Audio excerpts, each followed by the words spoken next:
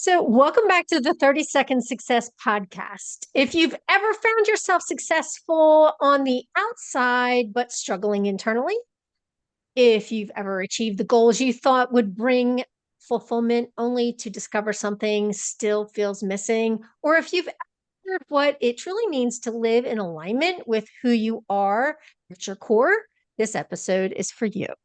Because success isn't just about what you do, it's about who you become.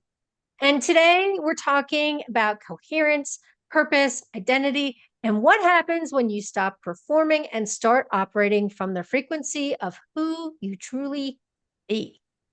So, but first, if you're someone who knows you're capable of more, but you've been struggling to clearly communicate your value, strengthen your leadership, or connect more authentically with the people around you, I'd love to invite you to check out the Brand Success Hub. The hub was created for purpose-driven individuals who want practical support in building confidence, strengthening communication, clarifying their message, and creating more meaningful connections. Inside, you'll find living trainings, live trainings, visibility strategies. Oh my goodness, my tongue is not working today. AI powered communication support, leadership insights, and mini trainings from incredible experts and guests like the one joining us today. And you can learn more about that at 30secondsuccess.com/hub. Now, let's jump into today's conversation. And this is why my tongue is so tied today, because I'm really excited to have Gordon here with us. So, Gordon B. Melville, also known as The Vault, has joined us today, and he is the co-founder of Janden Legacy Design and has built a reputation as a trusted advisor to high-level men and professional athletes.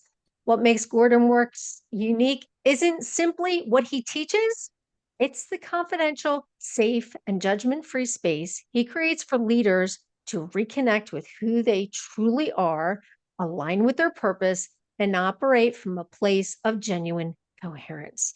Gordon, welcome. Thank you so much for being here with us. I'm excited to dive in with your favorite question about who you be, right? Who you And I think be? that is so powerful. So we're going to dive into that. So let's just jump in right here. I am so excited to have you here with me today. You often talk about helping people remember who they be, but what does that mean? Share with us a little bit about that, how and what that means and how you came to really land on that.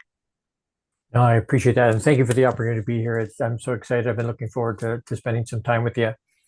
The question always sort of comes up, and I get some heat from some of my mentors about that phraseology, right? Who you be, Gord, you sound weird. I'm like, I know, but I'm trying to do a little bit of a pattern interrupt because I think we get stuck. And I've tried to do it and ask a different way, right? Who you be, and it doesn't land the same way. And anyway, either way I ask, most people can't answer the question.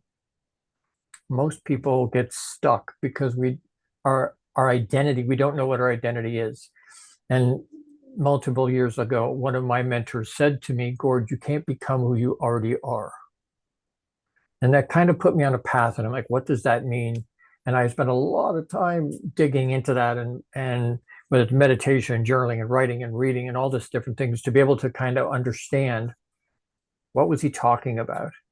And one of the things I jump up and down really hard with men and women when I'm talking to them, nobody's broken. None of us are broken. We might feel broken, but we aren't broken. And if I can't become who I already am, then at my core, I'm already who I'm supposed to be. And when I step into that and live out of that empowerment, it has a completely different energy than going, well, I'm broken, I got to fix myself. If I start with a pretense that says, no, I'm not broken and I'm already who I'm supposed to be. The question that comes off of that is, are you a human having a spiritual experience or are you a spirit having a human experience? Because your answer to that question will frame very quickly what your worldview is and how you see yourself and whether or not you understand your own identity. Because if you think you're a human having a spiritual experience, you're approaching life a certain way. If you believe you're a spirit having a human experience, it's a completely different look at the world. And so I choose to, and you'll hear me say choose a lot, a big choice person. People say, oh, I don't have any choice. I'm like, no, what you just told me was you don't like the options. That's what you just told me, right? You don't like, it's better to have the devil I know than something I don't know. And so we always have a choice. But what we're choosing to do is I choose to look at it in a frame that says, if I'm already who I'm supposed to be, I'm a spirit having a human experience. And so we think of personal development as an expansion or a growth of ourself. And I don't believe it is. I believe it's like an onion. So when they asked Michelangelo about the statue David, how did he see that in the rock? He said it was already there. All they did was brush away the rough parts. And I think that's exactly an image of what's happening. I'm already who I'm supposed to be in my core spiritually. And I don't mean that in a religious sense necessarily. My spirit is what it's supposed to be in the middle, but I have all this human crap and shit all over me, right? So as I do personal development, what I'm doing is peeling off that human crap to expose who I already am inside. And I'll never ever get there until, I die and go back to Papa. But the intention, it's intentionally peeling it off. And most people don't have the courage to do that, even once they have an awareness it's possible. There's a lot of people that don't even have an awareness that they can even do that, or that that's even the case. And so they sit struggling and frustrated and angry and stressed out and whatnot. And so when I work with people, whether it's in my group programs, Box Inside Out, BIZO for affectionately referred to as, or they're doing one-on-one with me, we jump up and down really hard on 4 things that come out of that who you be structure. The first one is amnesty. So I give them amnesty. What does that mean? Put down the shit you've been carrying. Sometimes we carry it for decades. We can't do anything about it. It takes energy to carry it, but you can't do anything about that. So you can't change it. Take the lessons and set it down. Put it down, and let's repurpose that energy today and going forward on stuff you can make a difference about and can change and can choose to make a difference with. But what that also does is unburden people. And it's the weirdest thing to watch when people share stuff they've been carrying for forever and they get this lightness about them. And they're like, oh, I feel like a huge weight's been taken off. I'm like, excellent, we're getting someplace. But most of us don't have a container or structure built around us where we feel safe enough to do that, right? Where if we do it with a spouse or a partner, maybe it gets thrown back at us 6 months down the road in a fight. Maybe with my buddies, they laugh at me or give me ridicule or whatever about what it is. Maybe there's shame attached to it because of what it was. So when I ask people to set it down, there's no judgment from me, no consequence from me. I still think the sun shines out of their butt and I love them to death and we can still have beers and hang out, but put it down. So that's where we begin. And then we anchor on identity. I get people to figure out who they be and anchor that in a good, I don't mean anchor I separate them out. A lot of times people say, well, it's an anchor. It means it's holding me back. And I'm like, no, an anchor is what holds me where I am. A millstone, that's what will pull me down and drag me. But anchoring myself, so I anchor my identity. And when I ask that question, who you be, a lot of people will tell me what they do, if they even have an answer. And I'm like, no, what you do has nothing to do with who you be. And that kind of leads us into the third thing, which is worth and value. Most people don't understand what their intrinsic worth and value even is. So they're looking outside of themselves for validation. Where are they going to get validated? Well, all of a sudden we're in a space where if people around me don't validate me, then I'm looking in places that are probably not healthy. And as a guy, for instance, it gets us in trouble because my partner, my wife, we've been married 34 years at the end of this month. But that's a logical place to get validated, your partner. But if anybody has been in a relationship, they understand there's an ebb and flow of a relationship. So some days I look over at her and wake up in the morning and go, oh, I love you to death and you're amazing and you're beautiful. I can't imagine being away from you and I feel so close to you. And then a week later, I wake up and I look over and I'm like, I love you to death, but you're pissing me off. Get the hell out of the bed. Right? Just that ebb and flow of a relationship. The problem is if we're in an ebb and feel I need validation and I'm not getting it from her, then where am I getting it from? And so I get out of bed, I put myself together, go to work, and the pretty young receptionist goes, looking good today, Gord. And something deep in my brain goes, bing, validation, excellent. And if I sit with that too long, I'm going to have a temptation at work that's going to cause me some problems at home. And that was born out of a seed because I was looking for validation outside of myself. And so understanding you have, and I anchor both my identity and my worth and value in Papa. So, and I call God Papa because of my relationship with him, but there's no ebb and flow to that. I'm always all that in a bag of chips to him. He loves me to death, likes me a lot. Like it never changes, no matter how badly I think I messed up, which is a really good worth. He says I have infinite value. We all do, infinite worth and value for no other reason than we are. Nothing to do with our pay or our title or who we know or where we live or what we drive, or none of that stuff matters. Just the way we are right this second, we have infinite worth and value.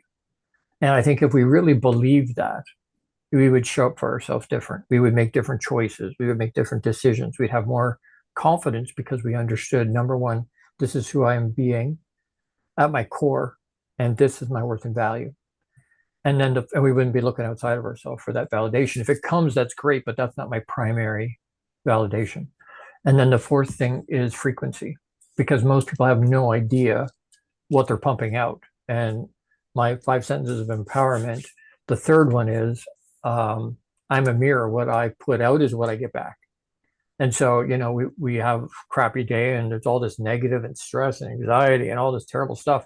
And that's what we get back. And we're like, oh, what's going on with my life? It's in the toilet and what's going on? And it's like, well, wait a second, check yourself. What are you pumping out? Well, I'm pumping out stress and anxiety. That's what you're getting back. That's just how that works. But we don't understand that frequency. And we're trying to listen to jazz while our life radio is attuned to rock.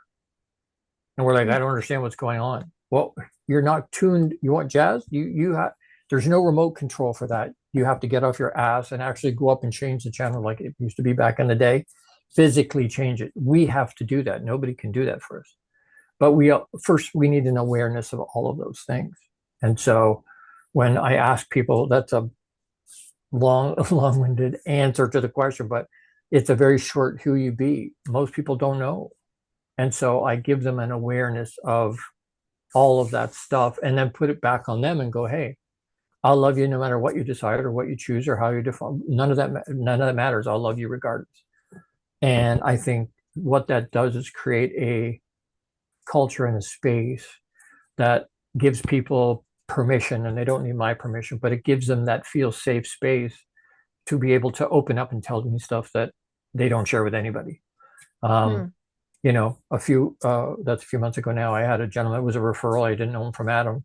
And we got on just like this. And as we started to talk, within 20 minutes, he says to me, I feel compelled to tell you something. And I'm like, what is that? And he said, well, I've been married more than 30 years now. But he said, early in our marriage, I stepped out on my wife just once. It shouldn't have happened. I was drunk. She was drunk. But you know what? He said, using your vernacular, he said, I buried it in my vault. But recently, he said, it's eating me alive and I don't know what to do with it. And it sort of showed for me creating a safe place for somebody. He said, you're the third person on the planet that knows that information. And I said, what does that mean? And he goes, well, she and I know because we were there. You're the only other person on the planet that knows that happened. But that happened within 20 minutes of conversation with him. And I think when people feel safe, I work mostly with men, but I think anybody, if they feel safe and not judged, they'll open up. And when they do that, we need to be able to respect that. And especially as guys, it's not hey, just rub some dirt on it, get back in the game. Oh, you'll be all right. Don't worry. That if we do that with people, they'll never open up to anybody else again because I kind of poo-pooed it and pushed it down. So I never ever do that. I'll listen to whatever it is. And I have training enough that I can hear the story without absorbing the story. which is not normal. Most people will, if I reached out to you and said, hey, Laura, I'm having a terrible day. Can we chat just for a second? I need to vent. Even if you're having a shitty day, you're going to say yes to be friendly and to be helpful. And we get on and I just pee in your brain, all my shit. And you're like, oh my God, now I've got my stuff and your stuff, all at the same time. And it overwhelms us. And we don't know what to do with it. So I've trained enough to be able to hear the information, empathize with the person or sympathize with them, depending on what the deal is. And then I let it go, but they understand. A lot of times we need to let it out of ourselves, right? Because it runs on that hamster wheel and we hold it inside. And every time it goes around, it gets a little bigger and a little bigger and a little bigger. A buddy of mine reached out a while ago. He's like, Gord, I need a vent. Can I? Yeah. And we got on and he was out of breath in 10 minutes, like, because he was talking so fast and letting all this stuff out. But all of a sudden he stopped. He goes, well, now I'm embarrassed. And I'm like, why? And he goes, well, because now once I say it out loud, it doesn't seem like it's all that big a deal. Sorry, waste your time. And I'm like, it's not a waste of time. You needed to share it out loud. Right. So I teach techniques to be able to, because I don't think that's the best way to do it. It is a way to do it. It's not the best way to do it. So I teach some other ways that we can let that out of ourselves in a healthy way without hurting anybody around us. I think, one of the beautiful things I know about you is that you are known as the vault because you do create a safe space, a safe environment for people to share a lot of the things that are keeping them from stepping into really being their authentic self.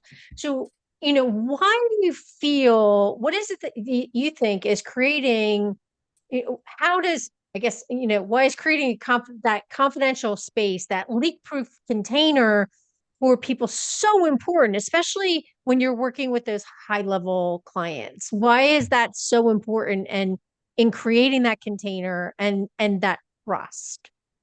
Great question. My avatars are pro athletes, elite pro athletes, and really high-level entrepreneurial or founder men because they both have several challenges that are the same. They both are talking about legacy. Athletes are like, what are people going to say once I'm done? And on the high end side of men, a lot of them are going, I've done everything I was told I was supposed to do to be happy and fulfilled, and I've got all the stuff. I've got all the trappings. People look at me and go, I'm wildly successful, but I don't feel any significance. Like where's the fulfillment? I did everything I was supposed to do. What's my legacy?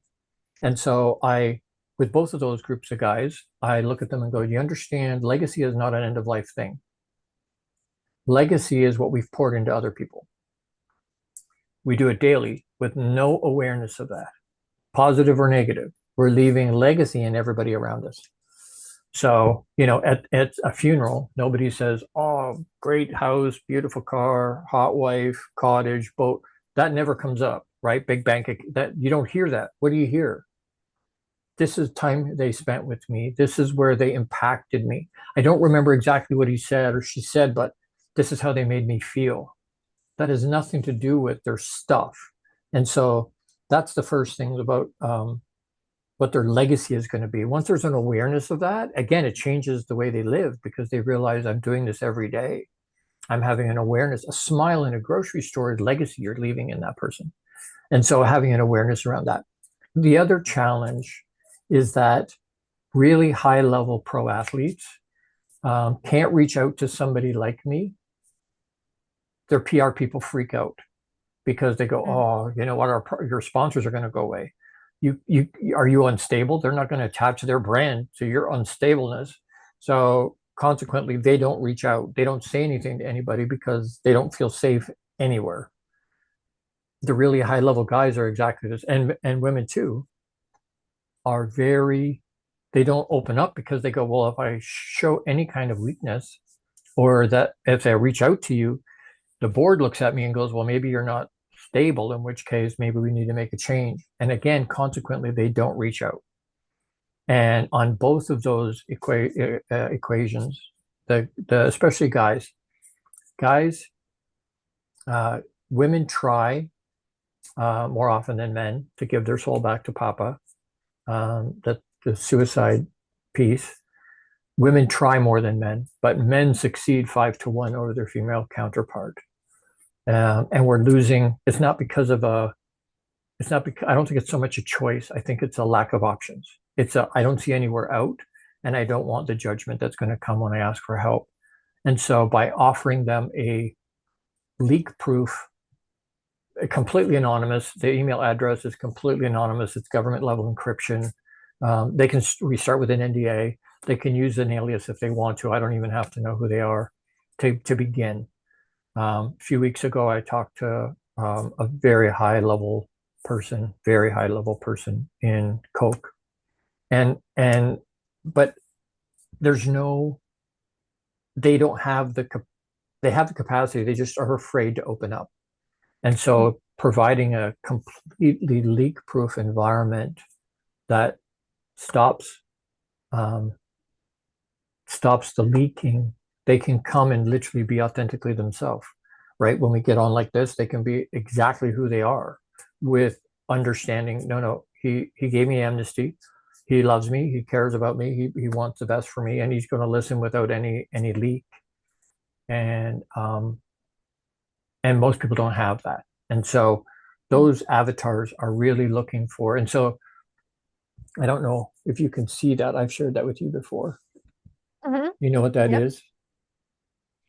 I don't quite remember. I think I remember you showing it to me. So it's Okay. the So it's a top of, semicolon, right? But you have a right? heart. The top one is a heart. I'm heart centric. So I used a heart instead of the dot.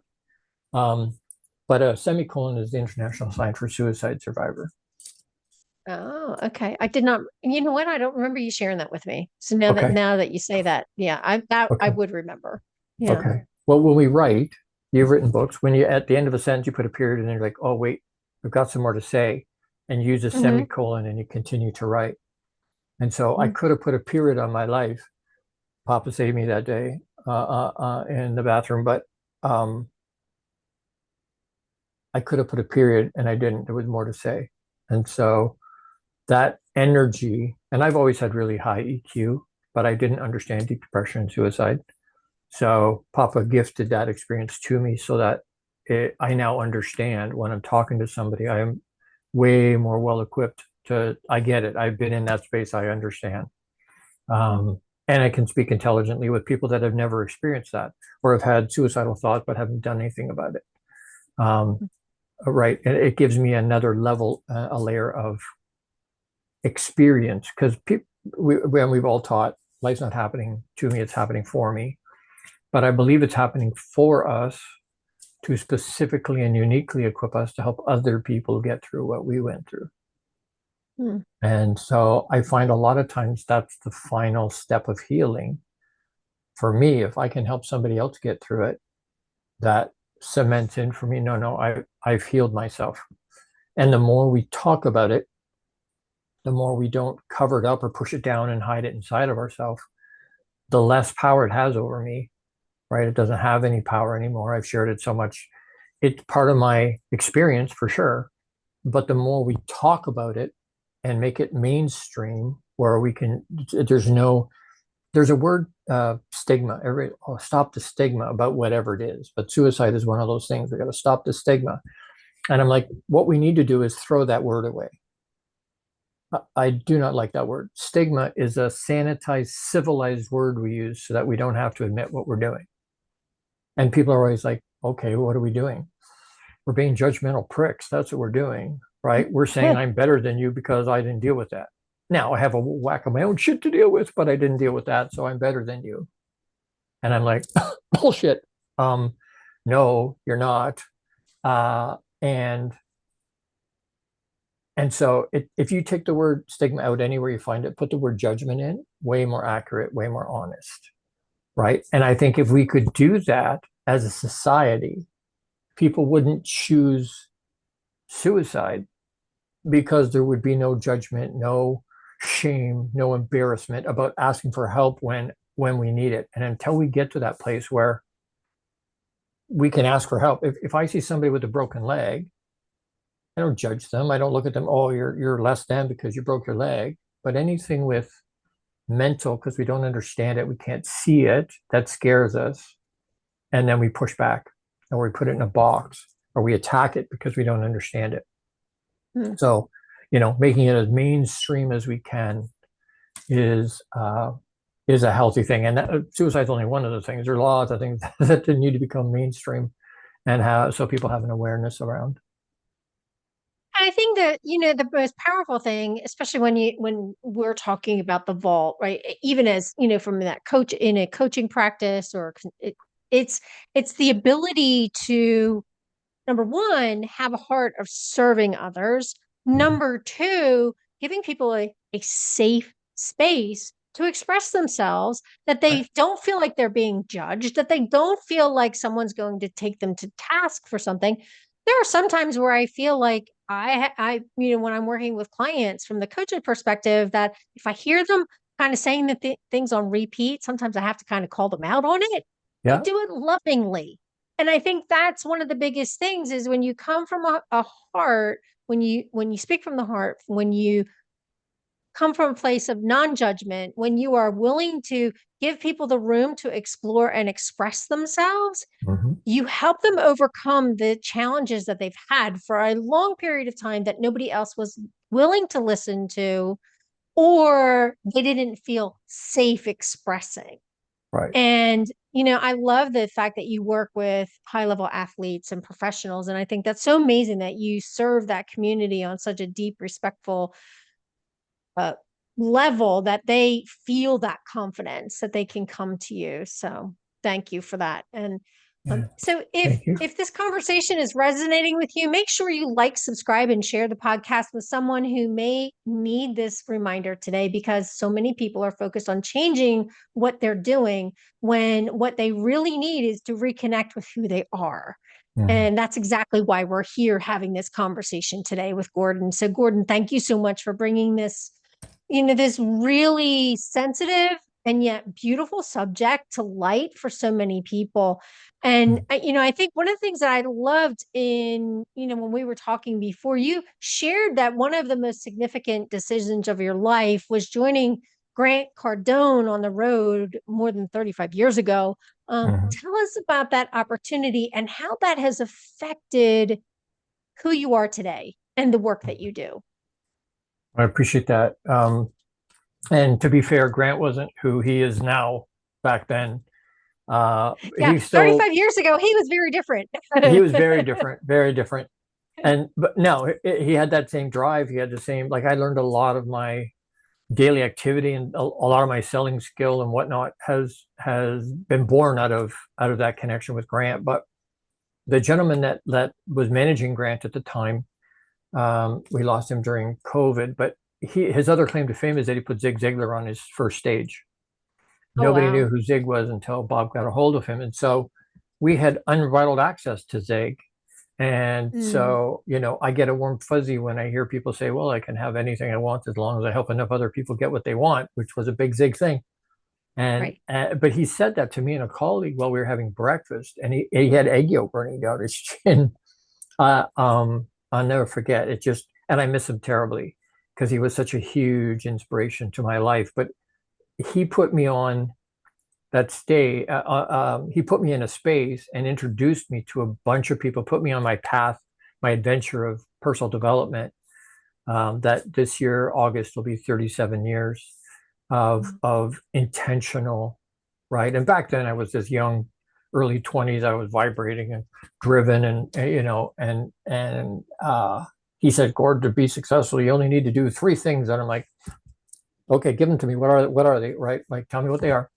And he said, you need to go to 2 business conferences a year. You need to read 4 to 6 books a month, and you need to journal every day. And as long as you do that, you'll be successful. August marks 37 years of going to 4 business conferences a year, because I figured if 2 is good, 4 would be better. That whole high performance guy driven. I read 5 to 7 business books a month, and I journal in 5 different journals every day. And he then introduced us to everybody else in that industry. So obviously I was connected to Grant and to Zig, but Zig introduced us to Jim Rohn, And Jim was gone by then, but through books and audios and video and whatnot, he mentored. And then, you know, John Maxwell and Les Brown and Tony Robbins and all these iconic Mount Rushmore guys, I've all over the last better part of 40 years have become friends and mentors. And I've spent hundreds and hundreds of thousands of dollars with mentoring with them, and certified in a half a dozen disciplines with Robbins, Madonis, with Tony, certified to teach Napoleon Hill, and certified as a master NLP. But my point is, all of those things blend together with the other side, the other timeline for me.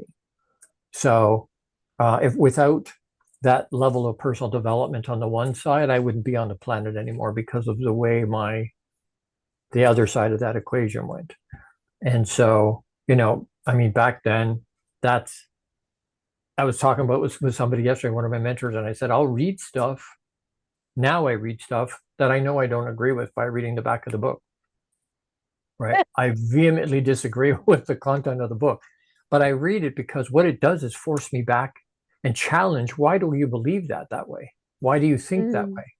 And so it reinforces why I believe that way, but it also gives me a more well-rounded view of the topic, because I may hear something and go, you know what, I hadn't thought of it like that before. And it allows me to fulfill out and make me more well-rounded around that topic. And maybe it shifts me a little bit. Maybe I go, you know what, I hadn't thought of that. And so my belief shifts just a little bit. Most people don't do that because they don't want to be challenged. Their ego won't allow them to be challenged, right? And that's crap. That's not right. Okay, you know, we're all entitled to our opinion. We're not entitled to our own facts, but we are entitled to our own opinion. And so putting that stuff in constantly, whether it's through personal development, it's through Papa stuff. The challenge is this. If I can give you just a quick illustration, people talk about not being able to pour from an empty cup. And I'm depleted. I always laugh. The word overwhelmed fascinates me, because there's nobody ever says, hey, I'm whelmed, right? I'm feeling whelmed. They go from nothing to overwhelmed, nothing to too much, right? Mm-hmm. And so if I'm focused on, if I want to pour out of my cup, I'm going to be less than at some point. I'm depleting myself. And I watched this lady, and it wasn't somebody way more brilliant than me. And I love this lady, but she was sitting on her back deck, and she had a clear mug in her hand, sitting on the table, on this table in front of her. And this isn't clear, but she had it in front of her, and she put her finger in it, and you realized it was full of water. And she goes, if this is our life, she said, we think about not wanting to can't pour from an empty cup. She said, I want to give you an idea. And so she takes this tablespoon, and there's this beautiful plant beside her, and she just sort of reaches into the plant and pulls up some dirt, and she drops it in the mug. She goes, this is the shit that's landing in your life.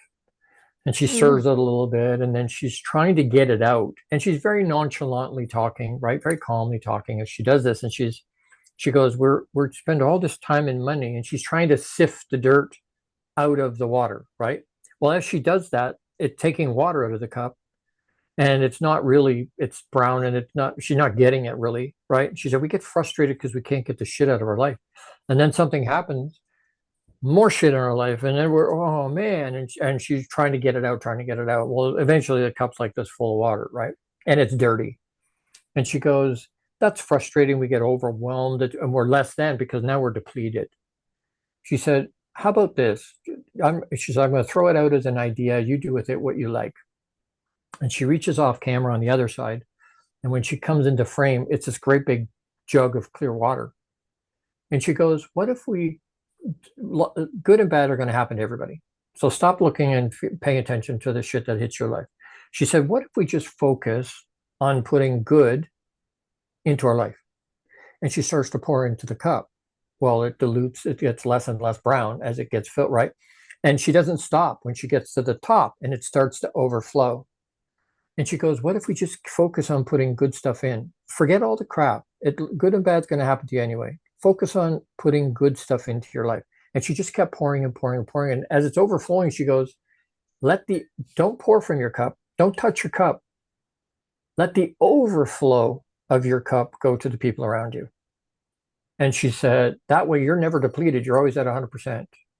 But she said, interestingly enough, she said, guess what happens when more shit comes to your life? Because you're that full.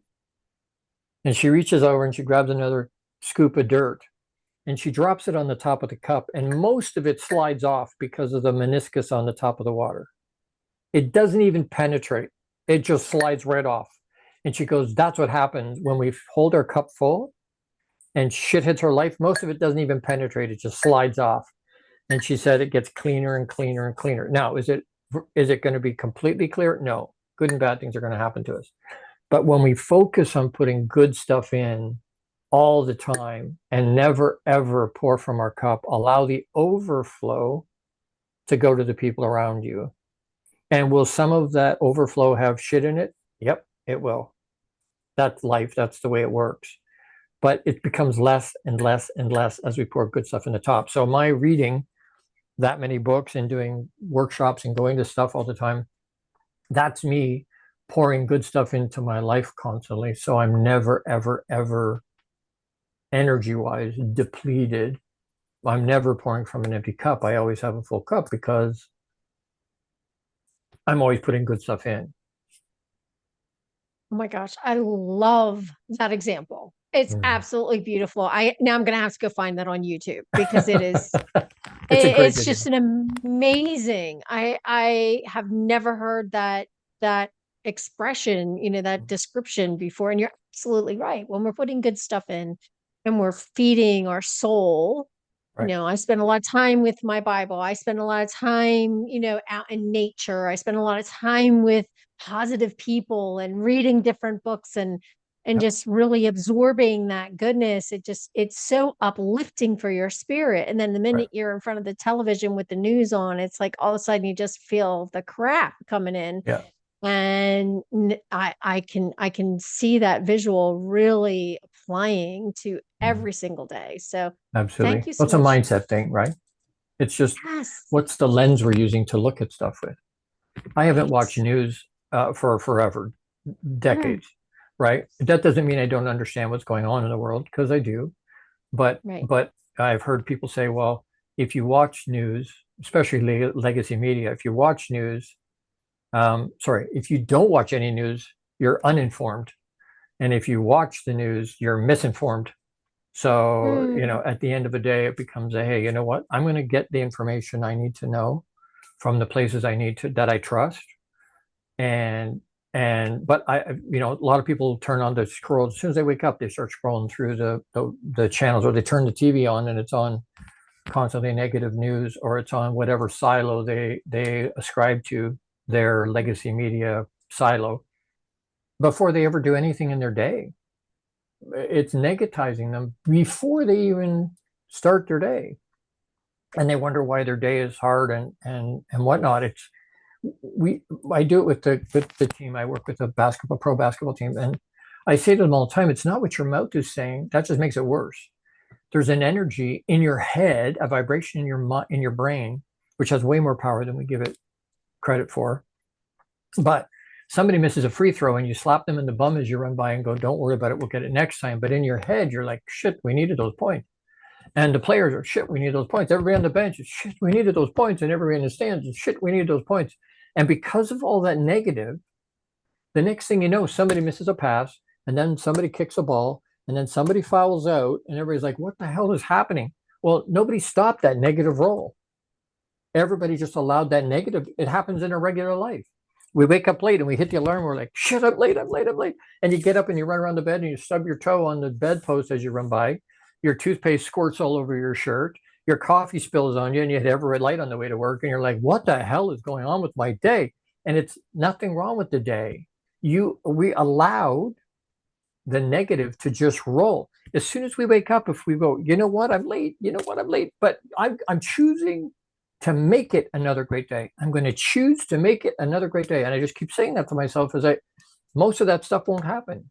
Why? Because I stopped that negative roll, that negative energy from continuing to multiply in my day. Right? People say, what do you do on a bad day? You seem positive. What do you do on a bad day? I'm like, what are you talking about? Well, on a bad day, when you have a bad day, uh, a what? A bad I day. choose not to have a bad day. Well, it's not even, I just choose. it's choosing, but it's not a day, right? Right. When I look at people and go, so if you had $86,400 in the bank and somebody stole 400 bucks, would you burn the other $86,000 because you were pissed off? And everybody laughs and goes, well, no, that's crazy. Yeah, well, we have 86,400 seconds every day. And somebody cuts us off, and for 400 seconds, something negative happens, and we walk around for the whole rest of the day pissed off and frustrated and whatever. Sometimes it's not a day. Lots of us do it for multiple days, multiple weeks. We burn off the time. And it's like, what do you do? No, there's no such thing as a bad day. There may be a bad 5 minutes. There may be a bad 10 minutes or half an hour. I give myself a time limit and go, hey, you can be pissed off and frustrated and vent and whatever for yourself, away from anybody else. Do whatever you need to do. Retch in your journal, whatever you need to do. But you've got 5 minutes or 10 minutes. And then you have to have a frozen moment and let it go. Because if you don't, it's going to mess the rest of your day. And so there's no such thing as a bad day. There's a bad 5 minutes. And then I'm choosing to use a different lens to look at the rest of my day, because I'm not going to burn off. I'm not going to waste. It's the weirdest thing. Time is the weirdest thing. It's an account that we spend out of without ever knowing what the balance is. Hmm. We all think we got all this time. Maybe we only have 3 Christmases left. Maybe we only have 7 sunrises. I'm 58. I turned 58 this year. Well, the way most people live, if it's 80, 85, 90, whatever it is, I've only got 20 Christmases left. And when we say it like that, we're like, oh my God, wait a second. And it may not be that even. We talk and act like we've got all this time. My sons, I got 3 teenage sons, and they're like, I look at them and go, what are you doing? Oh, I'm just killing time. Oh my God. Don't oh my God, don't do that. Right now, I caveat that. Napoleon Hill said we must be doing the most productive thing at any given time. And initially, that drive guy inside of me went, what I just heard was I need to be working constantly. And that's not what he meant. So doing self-care, and that other timeline I was talking about was 30 years of Energizer Bunny with no sprays, right? I was the guy that was working 120, 130 hours a week, and there's 160 in the week. So I was spending almost all of my time, 18, 19, 20 hours a day, 10 days a week, 500 days a year. And I understand I'm just saying everything came before me. I was hurting my body. I wasn't listening to my body. And it was screaming at me. I would pass out at work because of the amount of blood loss. And I would just clean it up and go back to work. I don't have time to deal with that. I have work to do. And so I did that for more than 3 decades, about 3 decades. And then my body went, hey, I'm out. And so I was teaching self-care. I wasn't doing any self-care, which is a common theme for lots of people, and especially for men, right? If I don't cough up a lung, I'm not going to a doctor. So, but what that means is I'm a walking, talking billboard for what happens when we don't do self-care, when we don't put our own mask on first before we try and help other people. Because literally what happened was, after those 3 decades, I was bedridden for 2 years because and when I say no energy, our ensuite bathroom was about 20 feet from the bed. And I would fall down 2 or 3 times trying to get to the bathroom. Like, my body was completely done.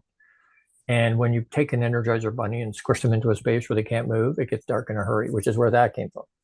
So that situation, and people look at me now and go, well, your body's letting you down. I'm like, no, I let it down for 3 decades. I'm a cautionary tale that says, don't do that. And any young people I come across, do self-care. All the people I want to emulate and look up to, that when I first got sick and when I was in bed, people said to me, Gord, you need to learn to pace. And I had to go to a dictionary to find out what the hell pace was. It's a brand of salsa I put on my tortilla chips. But, none of the people I look up to, they don't pace. Grant doesn't pace. Tony doesn't pace. I've worked alongside. Tony doesn't pace. None of them pace. Grant doesn't pace. I'm like, what are they doing? they build their self-care into their daily schedule, and nothing messes with that. If they need 8 hours of sleep, they get 8 hours of sleep. If they need a nap in the afternoon, they take a nap in the afternoon. If they have to hydrate, I got to get 3 liters of water, 5 liters of water into me every day, then that's what happens. Tony cold plunges at his home when he's at home. And when he's out and about, he finds a cold plunge to get into, because he feels, I have to do that every day for me to be in top form. And so, building into our schedule, what does that look like? Does that mean I may have to sacrifice? Yeah. My athletes, I say to them, when's the best time to do that? First thing in the morning. If you don't have a morning and evening routine, you're not getting maximum out of your day. That's just the reality. You may like it, don't like it, doesn't change what is. You're not getting the maximum out. And I look at these guys and go, when do you get up? I get up at 6 o'clock. Great. How long is it going to take to do your self-care? And we talk about what that means for them, because some things are universal and some things are different for everybody. But it's going to take me an hour. Perfect. So if you're used to getting up at 6 o'clock, you're now getting up at 5 o'clock, so that you can get that in before. So I'm putting my own mask on so that I can, right? Not instead of. We were taught others first. And I think we did a disservice, because it's not others first instead of me. It's selfish to not look after yourself first, so that you can show up the way you need to for those people around you. When I got sick, they were the reason I was working that hard. When I got sick, I was no good to any of them. No good to my family, no good to my friends, my family, my colleagues, nobody. I wasn't good to anybody, for anybody, even for me. So putting it in perspective, and again, the lens, I'm going to look through a lens that says, no, I have to do self-care. And if that means if I have to be up at 5 o'clock, that means I may have to go to bed at 9:30, 10 o'clock, whatever amount of time sleep I need, I have to get that sleep. So that means I may not be out partying 5 nights a week or 3 nights a week. And now at almost 60, I'm like, if I think about going and partying, I wake up and I'm sluggish the next day. So, but looking after ourselves, setting that into our schedule, right? You can either, if you want an easier life, you have to make hard choice. If you make the easy choice today, you're going to have a much harder life. Right? It is all about choices. It's all about choice. And I love that. So thank you so much for sharing that with us. I love the fact that you are ending this on the importance of self-care, because it really is. It really is that's the foundation that everything blossoms from, that our growth really comes from. So Gordon, before we wrap things up, why don't you go ahead and share with us, whether it's a resource or just a thought or an idea that you want to share with our audience, and how people can keep in touch with you. Absolutely. So I'll do that one first. The Vault Confidential at gmail.com is the easiest way to get a hold of me. And let's see. You know what? There's so many things that could be. It's holding on to those 4 things. So if you're in a space where you want change, and you're tired of living the life the way you are now, and you're ready to actually do the hard work to take, because it's not easy, it's brutally hard, and it's messy, and people will abandon you from your life, and it's hard. It really is. But if you're at a place where you're like, you know what, I don't care what it costs, and I don't care what I have to do to get it. I have to change the way I live. I only have 2 offerings. One's 1-to-1. That's a very small container, 6 to 8 weeks. It's cost prohibitive for most people, and that's on purpose that way. It's in the 6 figures. But for people that want to dip their toe in and find out a little bit, or they want to be challenged, they want to find out, they want amnesty, and then they want some more information in terms of ideology around who they're being, their identity, their worth and value intrinsically, and what frequency they're on. More information around that, I have a program called Boxed Inside Out that I affectionately call BIZO. There's a men's and a woman, so Tactical Edge, Black Site Edition initiative is the men's, and there's a cohort of that loading right now. Reach out to me, ask for more information. I can send that to you. I only take 6 or 8 guys in that. It's a 12-week program. Because of STK asking, and you know who she is, she asked, challenged me, threw a gauntlet down, and said, "Well, men don't have the market cornered on not enough EQ. So I want to take that class. Is there a woman's version?" And I'm like, "No." So I generated a woman's version of it, and she went through it. I got great testimonial from her, but she made me promise and commit to her I would do at least one cohort of BISO for women, at least once a year. And so that's loading right now too. Again, same parameter, 6 to 8 women. It's BISO her, and it's geared specifically to women. Um, and again, some of the pieces come across from the other program, but it's a really good way to get in touch with your EQ and to find yourself again and understand, especially for women. It's my wife goes, "I'm going to change my name from mom because I'm tired of hearing mom." But again, women lose their identity because they're like, "Oh, I'm just mom." No, you're Laura before you were mom. And so getting that back, finding that again, and having tools to move ourselves forward. And from a selfish point of view, I think everybody should do BISO because no matter how far they are in their journey, because nobody has all the information. And so if you want more information about that, let me know. But I'm here to be a resource. I'm here to eager to serve the people that are going through those programs. So wherever you want to plug yourself in, and if you're not ready, that's fine too. That's great. You're not at that level in your journey, and there's no problem with that. That we still love you, and you still have infinite value, and you're still a sovereign son or daughter. So that doesn't change whether they're right. It's not a, well, screw you if you're not ready. It's not like that. It's, you know what? Um, if you're ready, great. If you're not ready, great. No problem. You know where we are when you are. So, and you know what? I really, really, really appreciate the opportunity to connect. I've been really excited. It's taken us a little bit to get here, but I'm very, very excited to have the opportunity to spend some time with you. So thank you so much for the opportunity. I appreciate it. Thank you for being here. So, Gordon, one thing I really appreciate about this conversation is the reminder that our greatest breakthroughs often don't come from doing more. They come from becoming more aligned. And I think the beauty around helping people understand, um, going from understanding who they are to who they be. Right. And I think there's so much depth in what you share in the understanding of just getting rid of all of the things that are keeping us from really shining is really important. And I love the work that you're doing. So thank you so much for sharing all of that with us. It's been an honor to have you here with us today. And I love your faith. And that you're just still supporting people from a place of love and compassion. So keep doing the deep work, my friend. So, Absolutely. yeah. So, if today's conversation reminded you that success isn't just about achievement, but about alignment, purpose, and becoming the person you were created to be, then I hope you'll carry that into your next conversation, your next decision, and your next season of growth. And if you're ready to strengthen your communications, clarify your message, and build confidence in your voice and connect more authentically in business and in life, I'd love to invite you to join the Brand Success Hub. The Hub was designed for entrepreneurs, professionals, leaders, and communicators who are done second guessing themselves and ready to communicate with more clarity, confidence, and compassion. You can learn more at 30secondsuccess.com/hub.